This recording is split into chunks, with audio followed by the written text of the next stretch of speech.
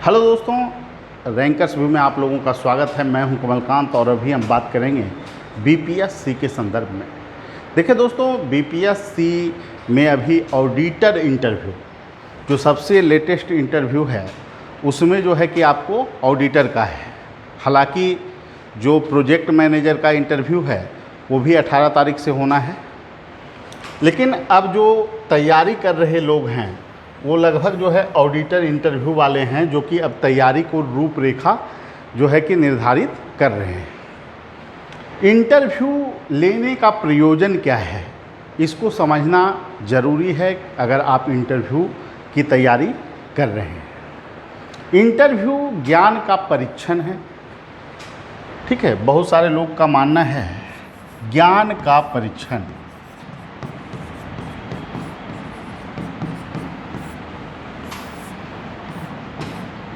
बिल्कुल नहीं। ज्ञान का परीक्षण अगर इंटरव्यू होता तो इंटरव्यू मेंस के बाद क्यों लिया जाता, ठीक है। ज्ञान तो आपको मेंस चेक कर ही रहा है। इंटरव्यू जो है आपको पद के संदर्भ में, जिस पद पर आप आसीन होना चाहते हैं उसके संदर्भ में आप में जो है क्षमता है या नहीं, इसका ही आकलन करना है। यानी जिस पद पर जो व्यक्ति आसीन होना चाहता है उस पद के लिए उसमें जो है क्षमता है या नहीं, उसके प्रोटोकॉल का वो पालन कर पाएगा या नहीं, इसका ही अवलोकन करना इंटरव्यू का मकसद है। इंटरव्यू आप देने जाते हैं तो उसमें विभिन्न मानकों को आपको ध्यान में रखना ज़रूरी है।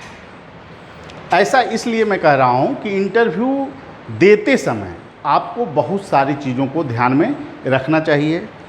पहला नंबर जो है आपका जो बॉडी लैंग्वेज है, कैसे आप एंट्री कर रहे हैं, आई कांटेक्ट कैसा है। जैसे बहुत सारे लोग नर्वस हो जाते हैं, एंट्री किए बिना परमिशन लिए हुए ही एंट्री कर जाते हैं।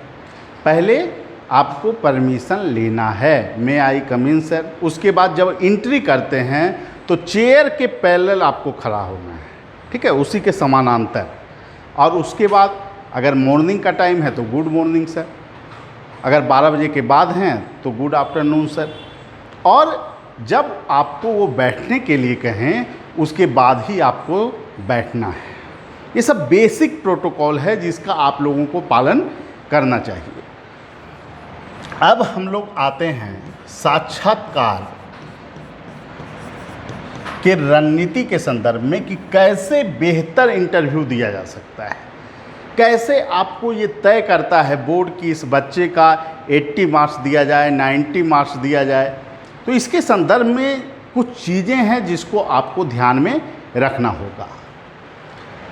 पहला जो चीज़ है, ठीक है, वो तो अलग चीज़ है कि पढ़ना क्या है, वो हम आपको बताएंगे क्या क्या चीज़ करना है। लेकिन पहला जो चीज़ है वो है आपको प्रशासनिक भाषा शैली।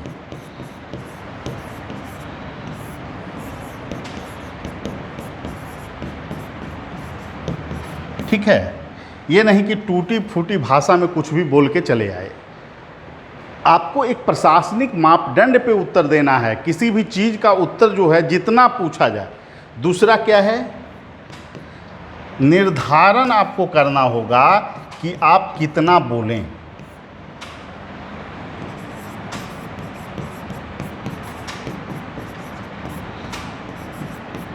जितना आपको पूछा जा रहा है उतना ही आपको जवाब देना है। फिर तीसरा जो पॉइंट है जो महत्वपूर्ण है, जो आप उत्तर दे रहे हैं उसमें जो है कि आपको क्या हो, व्यवस्थित हो। जैसे कि अगर किसी चीज़ का आप उत्तर दे रहे हैं, जैसे आपका ही चयन क्यों करें, तो आप में नेतृत्व बताइएगा, सर मुझ में नेतृत्व करने की क्षमता है, ठीक है। तो कर्म बहुत मायने रखता है। नेतृत्व, निर्णय करने की क्षमता, समन्वय की भावना, ठीक है। इंग्लिश में बोलना है तो leadership quality, decision making power, coordination, ये सभी। और फिर क्यों चयन हो, तो आपको ये भी एक पॉइंट इसके अंदर जोड़ दीजिए कि सर जो भी दायित्व मुझे सौंपा जाएगा उसका बेहतर ढंग से निर्वहन करने में सक्षम हूँ। तो मतलब ऐसा आपको शब्द का प्रयोग करना है जिससे कि बोर्ड को लगे कि इन्हें प्रशासनिक मैनर पता है, पूर्णतः शिष्टाचार का आपको पालन करना है। ठीक है, शिष्टाचार सबसे बड़ी चीज़ है। अब शिष्टाचार के अंतर्गत कुछ चीज़ें हैं जिसको आपको ध्यान रखना है। अब इसमें क्या है, जब पैनल आपको कुछ बता रहा है तो उस समय बोर्ड के पैरेलल आपको नहीं बोलना है किसी भी स्थिति में। ठीक है, बोर्ड के पैरेलल अगर आप बोलते हैं तो इससे ये साबित होता है कि आपके अंदर प्रशासनिक क्षमता का अभाव है। तो आपको करना क्या है, उनकी बातों को सुनना है। बहुत बार होता क्या है ना कि जब वो आपको हिंट कुछ कर देते हैं तो आपको वो चीज़ें दिमाग में चलने लगती है और तुरंत आप जो है उत्तर देने की स्थिति में आ जाते हैं। तो ऐसी स्थिति में पैनल के कोई भी सदस्य अगर कुछ आपको बता रहे हैं तो उसके बाद आप थैंक यू सर बोलिए, उनके पैरेलल में आपको नहीं बोलना है। ये सभी चीज़ों को आपको ध्यान में रखना है दोस्तों। अब आते हैं अध्ययन के दृष्टिकोण से कैसे क्या किया जाए।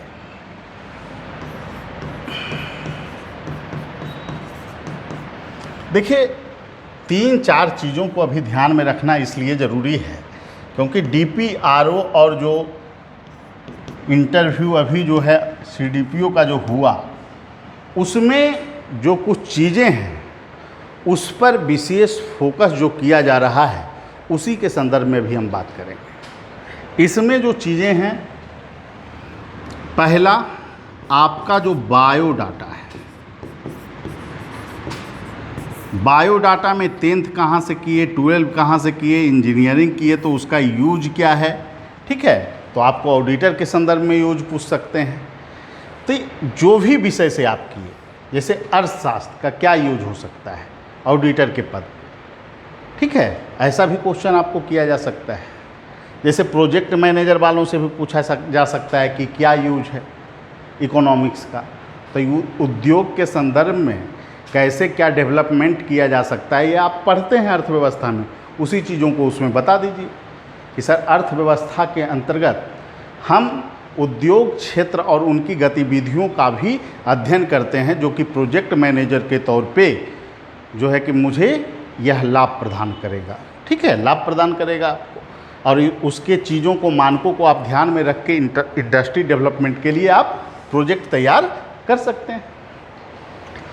अगर आपको ऑडिटर के लिए पूछ दिया तो आप उसमें बताइए कि विभिन्न मदों के संदर्भ में बजट की आपको जानकारी होती है और फिर जैसे जिन योजना कौन कौन केंद्र और राज्य पे चलाई जा रही है इसके संदर्भ में आपको जानकारी होती है इकोनॉमिक्स में। और जब आप ऑडिट करने के लिए जाइएगा तो उसका फिर आपको लाभ होगा। तो आप कैसे विभिन्न चीज़ों को आप बोलते हैं, जोड़ते हैं, ये काफ़ी ज़रूरी है।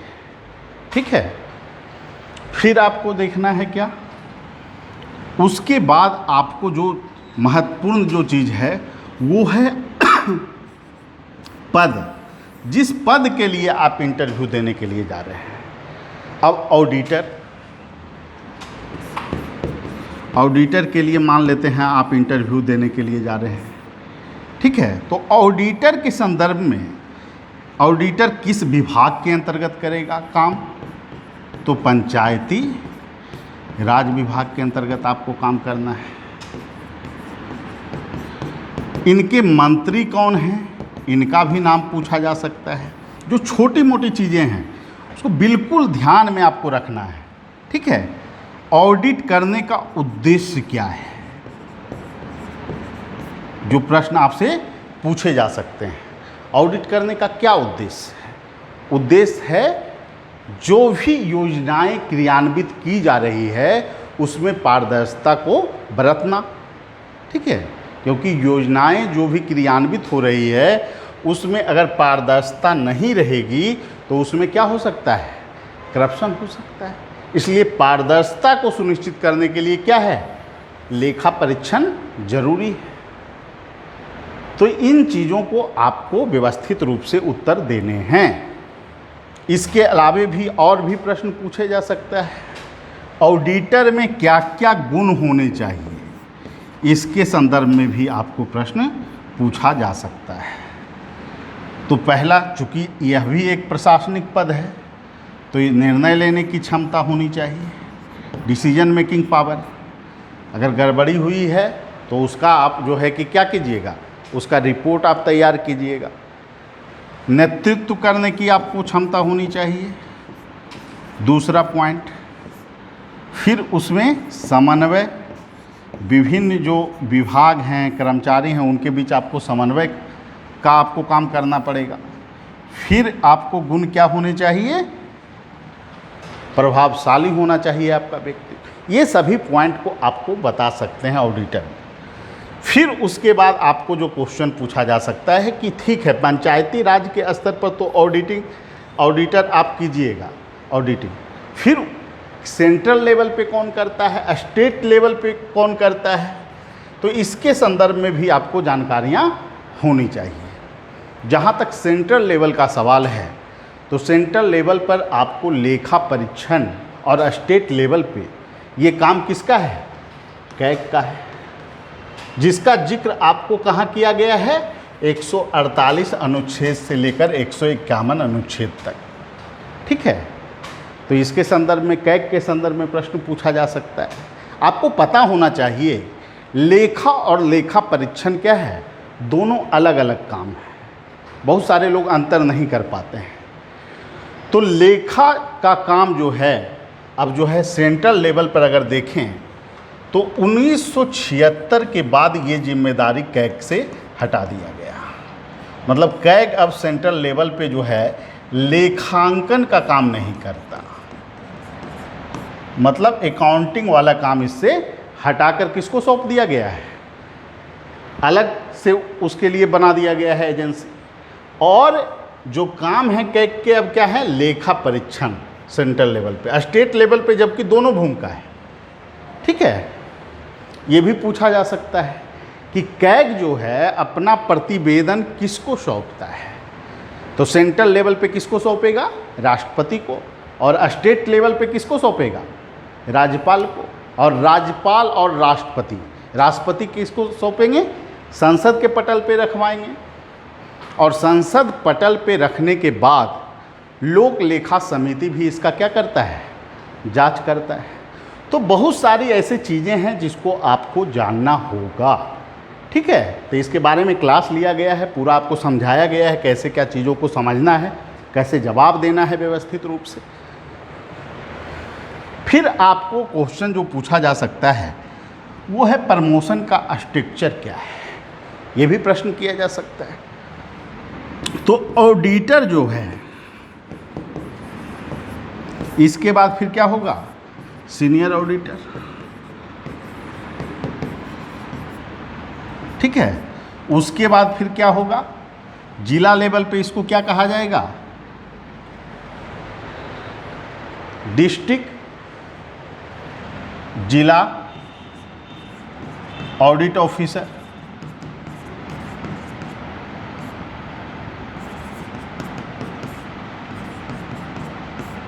और फिर सबसे ऊपर जो है चीफ ऑडिट ऑफिसर। ठीक है, तो इसको भी आपको याद रखना है, हायरार्की क्या है, इससे जुड़ा हुआ भी प्रश्न आपको पद से पूछ लिया जाता है। अब देखिए, एक चीज़ और है जिस पे आपको विशेष फोकस करना है, वो है आपको पंचायती राज व्यवस्था।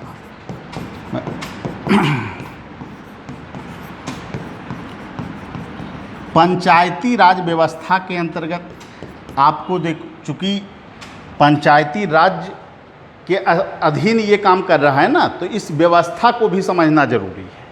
अब इसमें 1993 में जो 92 में जो अधिनियम बना और क्रियान्वयन जो 93 में हुआ, उसमें क्या क्या नियम थे, 29 विषय। कौन कौन से हैं, 4-5 विषय आपके दिमाग में होने चाहिए हमेशा। 33% महिला आरक्षण,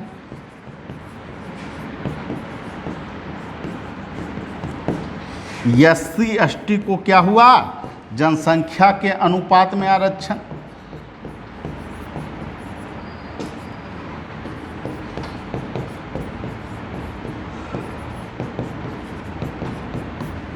ठीक है, फिर उसके बाद 2006 में क्या हुआ, परिवर्तन के बाद क्या स्थिति बनी, उसके संदर्भ में महिला आरक्षण को 33% से बढ़ाकर कितना कर दिया गया, 50%। फिर उसके बाद अत्यंत पिछड़ा वर्ग के लिए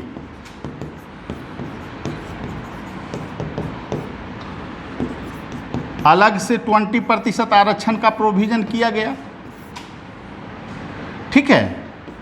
और फिर जिला योजना समिति, जिसमें हर एक जिला में 34 सदस्य रहते हैं जिला योजना समिति में, तो इसके संदर्भ में भी प्रश्न आपको किया जा सकता है। तो इसके बारे में पूरी क्लास ली गई है पंचायती राज व्यवस्था पे, उसको आपको देखना है, चीज़ों को समझना है और उसके बाद आपको इंटरव्यू के लिए तैयार होना है, ठीक है। तो इसमें कोई समस्या आपको नहीं होगी। फिर उसके बाद पूछा जा सकता है महिला सशक्तिकरण के लिए पंचायती राज व्यवस्था ने कैसे महत्वपूर्ण भूमिका निभाई है। फिर केंद्र और राज्य की कौन कौन सी योजना है जो पंचायती राज के लेवल पे क्रियान्वित हो रही है, इससे संबंधित प्रश्न भी पूछे जा सकते हैं। देखिए, चीज़ों को समझना बहुत ज़रूरी है। हो क्या रहा है कि आप संपूर्णता में तैयारी नहीं करते हैं, आधा अधूरा तैयारी किए और फिर इंटरव्यू देने के लिए चले गए।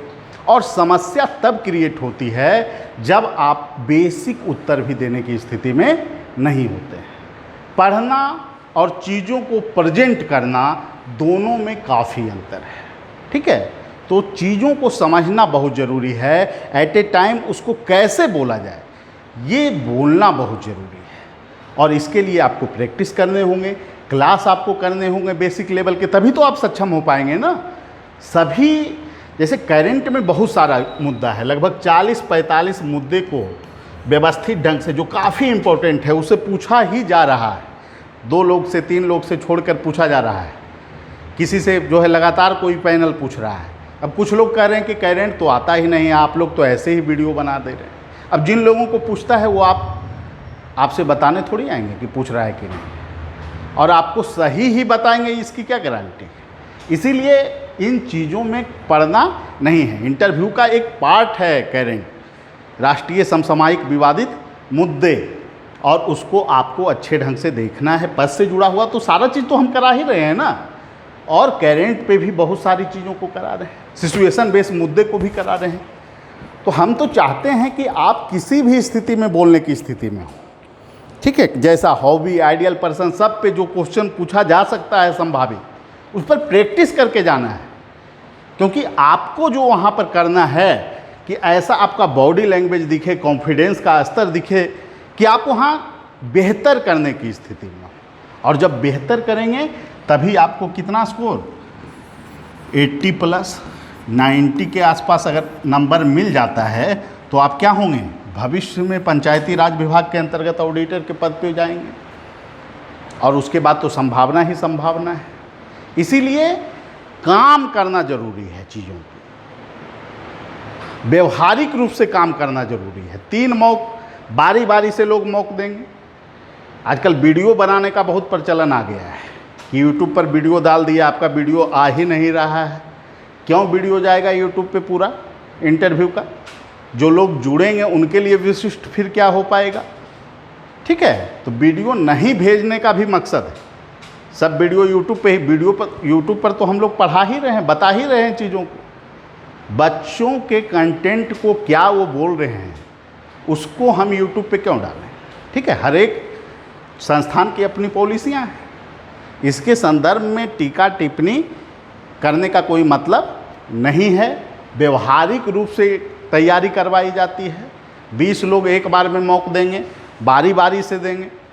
4-5 घंटा अगर इंटरव्यू के माहौल में वो रहेंगे तो व्यवहारिक रूप से उनमें जो है इंटरव्यू के लिए कॉन्फिडेंस का स्तर बढ़ जाएगा। तो निश्चित रूप से चीज़ों पे काम करना है, ठीक है। हर एक पक्षों पे काम करना है। केंद्र राज्य की कौन कौन सी योजनाएं हैं जो पंचायती राज के स्तर पे क्रियान्वित हो रही, और केंद्र की योजना पूछ दिया, आप मनरेगा का नाम ही नहीं ले रहे हैं। तो केंद्र की तो सबसे बड़ी योजना अभी ग्रामीण क्षेत्र में रोजगार क्रिएट करने की योजना है ना, मनरेगा। प्रधानमंत्री आवास योजना महत्वाकांक्षी योजनाओं में सबसे बड़ी योजनाओं में से एक है। तो इन सभी का नाम आपको लेना पड़ेगा, तभी बेहतर अंक मिलेगा। चीज़ों पे काम कीजिए, ठीक है। अब देखिए पंचायती राज का अगर खाका देखा जाए तो इसमें 3 स्तर है। बलवंत मेहता कमेटी के रिपोर्ट को अगर देखें तो सबसे पहले जो बेसिक जो स्तर है, सबसे निचला स्तर, वो क्या है? ग्राम पंचायत। फिर क्या है? पंचायत समिति। और फिर क्या है? फिर है जिला परिषद। अब इसका जो है राजनीतिक प्रमुख कौन होगा? पॉलिटिकल हेड, मुखिया जी, ठीक है, मुखिया होंगे। और इनके जो एग्जीक्यूटिव हेड होंगे वो कौन होंगे? पंचायत सचिव।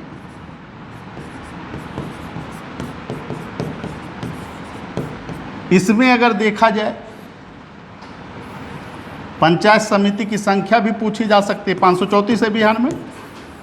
बहुत लोग इसमें ही गलती कर देते हैं, कन्फ्यूजन आ रहा है। तो चीज़ों को समझे हुए रहिएगा तभी काम होगा ना। अब इसमें पॉलिटिकल हेड कौन हो जाएगा? पॉलिटिकल हेड प्रमुख है, पंचायत समिति प्रमुख। और इसका पॉलिटिकल हेड कौन है? इस पॉलिटिकल नहीं, एग्जीक्यूटिव हेड कौन है? बीडीओ है। इसका जो है आपको प्रशासनिक हेड कौन है? डीडीओ या डीडीसी। इसका नाम क्या बोला जाता है? District development officer. और इसका जो हेड है, राजनीतिक जो हेड है, पॉलिटिकल हेड है, वो कौन है? पॉलिटिकल हेड इसका हो जाता है जिला परिषद अध्यक्ष।